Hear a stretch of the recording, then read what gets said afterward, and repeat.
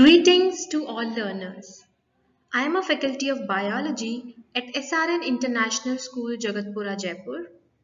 Dear learners, I welcome you all to the official YouTube channel of SRN International School, Jagatpura, Jaipur. Dear learners, today we'll be discussing the topic sexual reproduction and meiosis of your chapter Reproduction in Organisms. So just listen carefully to understand the topic.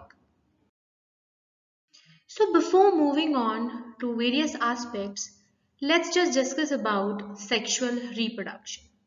What is sexual reproduction? So sexual reproduction produces offspring when genetic material from two different sex cells combine. Basically the female sex cell, an egg, forms in the ovary. The male sex cell, a sperm, forms in the testes. During a process called fertilization, an egg and sperm cell join together. The new cell that forms is called as zygote. It is a very simple process. I hope you have understood this.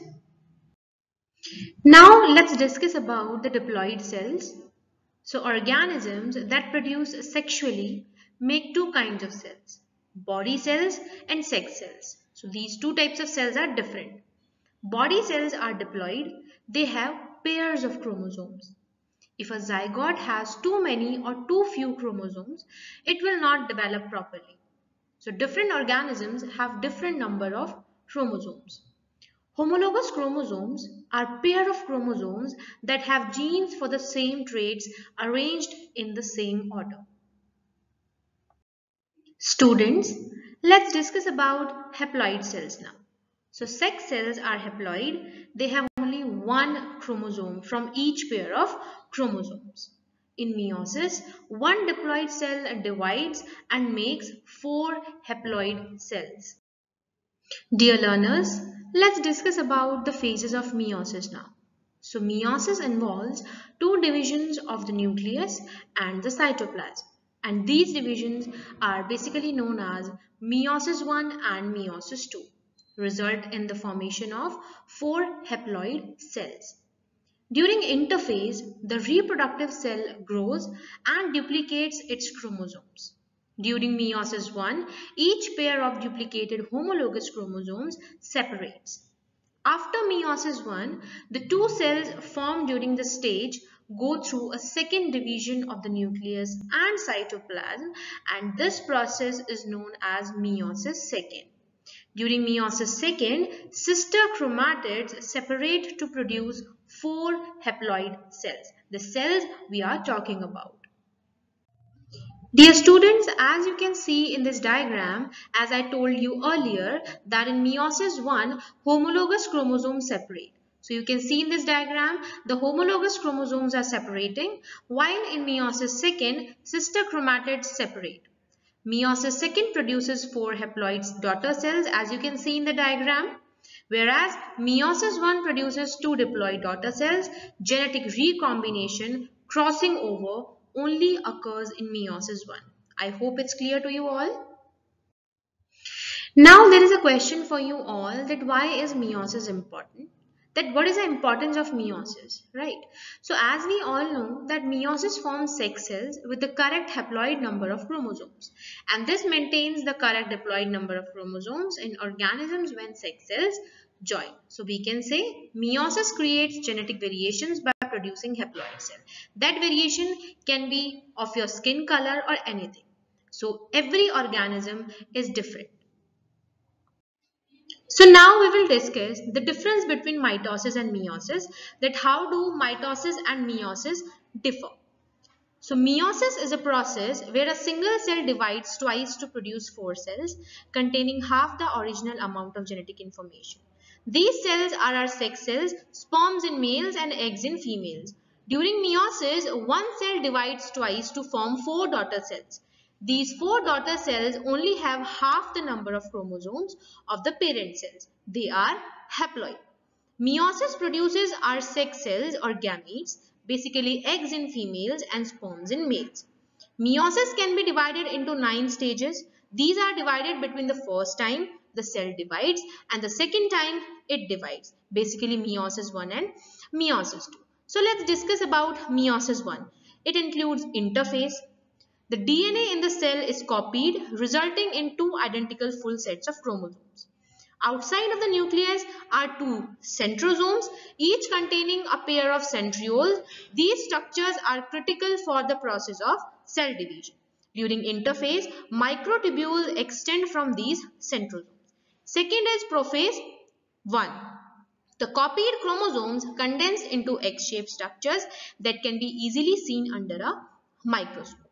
Each chromosome is composed of two sister chromatids containing identical genetic information. The chromosomes pair up so that both copies of chromosome 1 are together.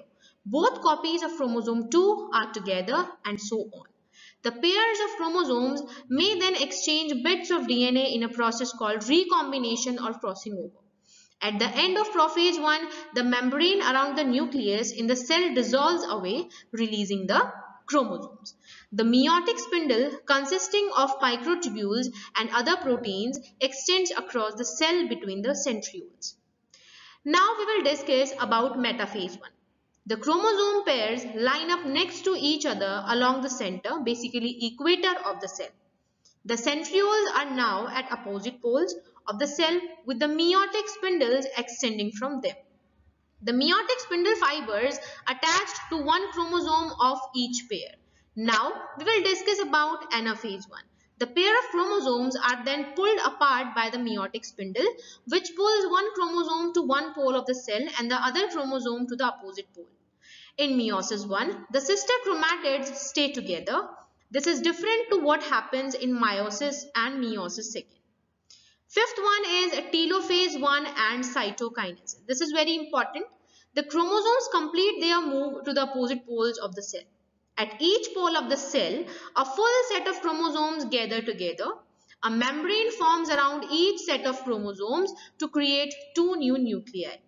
The single cell then pinches in the middle to form two separate daughter cells, each containing a full set of chromosomes within a nucleus, and this process is known as cytokinesis. I hope meiosis is clear to you all. Now let's discuss a little about mitosis. So mitosis is a process where a single cell divides into two identical daughter cells, basically known as cell division. During mitosis, one cell divides once to form two identical cells. The major purpose of mitosis is for growth and to replace worn out cells. If not corrected in time, mistakes made during mitosis can result in changes in the DNA that can potentially lead to genetic disorders. Meiosis is divided into 5 phases: interphase, prophase, metaphase, anaphase, and telophase. I hope these both topics are clear to you all. Now we will discuss the advantages and disadvantages of sexual reproduction. So firstly, we will discuss the advantages of sexual reproduction. So sexual reproduction produces offspring that have a new combination of DNA. This results in genetic variation among individuals. Genetic variation gives individuals in a population slight differences that might be an advantage if the environment changes. So it helps in the adaptation of environment as well. Selective breeding has been used to develop desirable traits in plants and animals. So these are the few advantages of sexual reproduction. Now let's discuss the disadvantages of sexual reproduction. So one disadvantage is that organisms have to grow and develop until they are mature enough to produce sex cells. So this is the first disadvantage that we should know.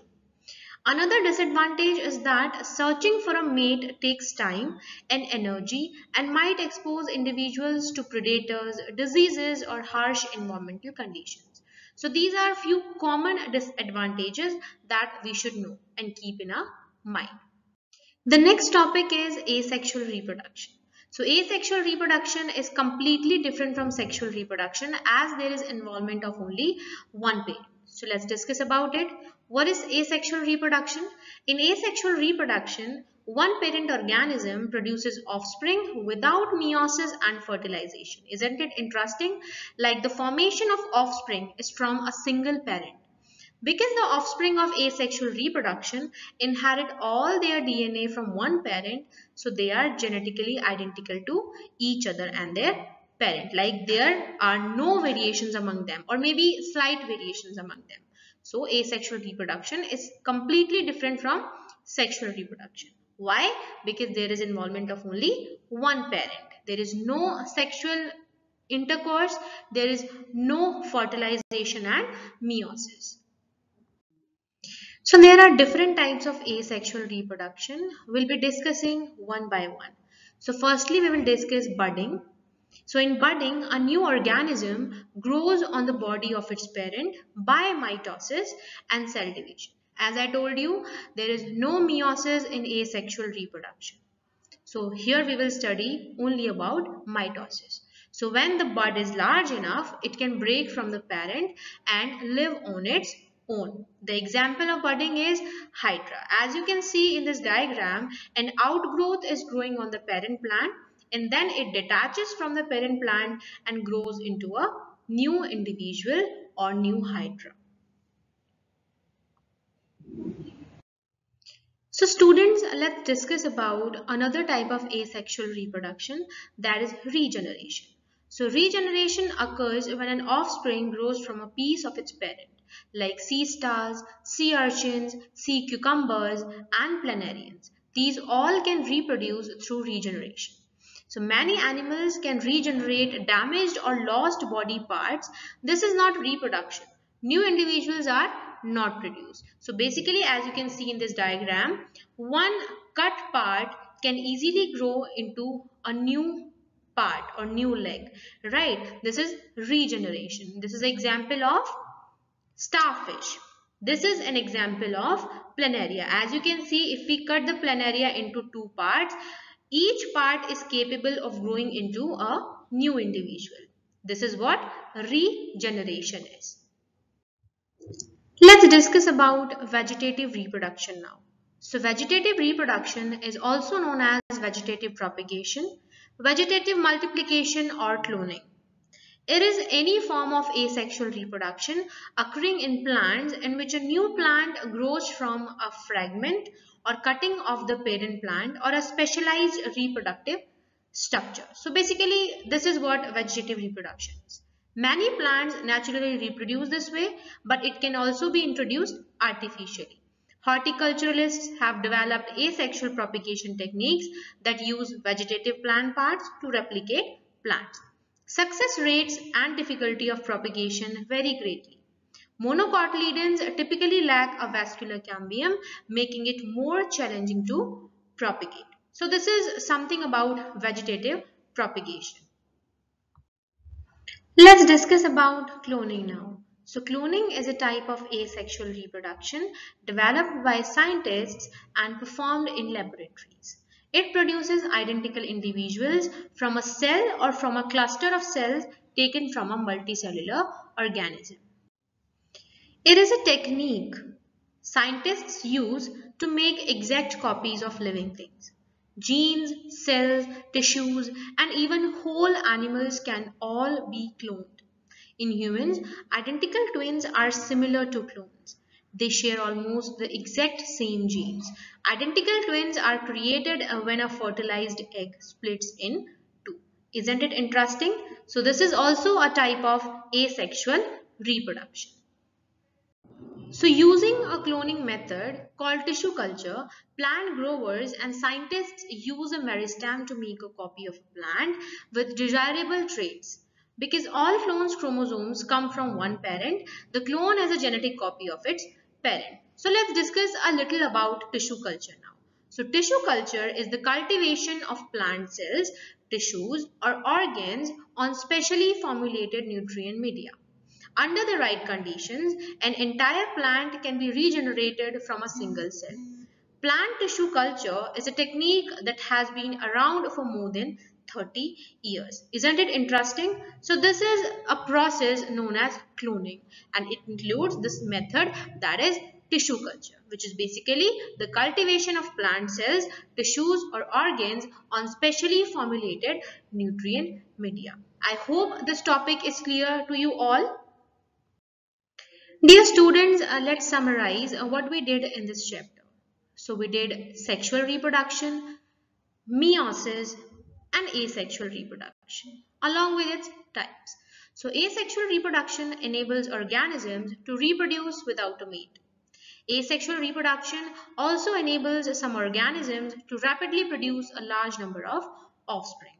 Asexual reproduction produces offspring that are genetically identical to each other and to their parent. This results in little genetic variation within a population. Genetic variation is important because it can increase an organism's chance of surviving if the environment changes. Genetic changes called mutations can occur and then be passed to offspring that can affect the offspring's ability to survive. I hope it's clear to you all. My dear students, that's all for today. I hope you have understood the topic properly. If you like the video, do share, comment and subscribe to the official YouTube channel of SRN International School Jagatpura Jaipur. Stay blessed, Essanians. Have a great day.